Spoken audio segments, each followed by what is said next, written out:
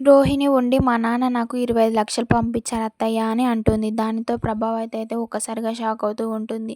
ఇక ఇంట్లో వాళ్ళందరూ కూడా షాక్ అవుతూ ఉంటారు.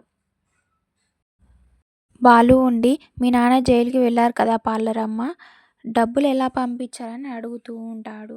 దానికి రోహిణి మా నాన్న జైలుకి వెళ్లే ముందే నా కోసం డబ్బులు తీసి ఉంచారంట అని అంటూ ఉంటుంది.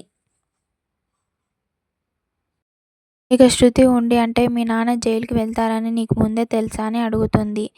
ఇక దానికి బాలు ఉండి ఇప్పుడు ఆ 25,000 నాన్నకిచ్చేస్తే మిగతా 15,00,000 బాకీ ఉంటాడు.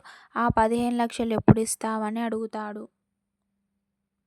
రోహిణి ఉండి 15,00,000 కూడా తొందరలోనే పంపిస్తాడంట అని అంటుంది. వీడు మింగేసిన డబ్బులు వీడి గర్ల్ ఫ్రెండ్ ఎత్తుకెళ్ళింది.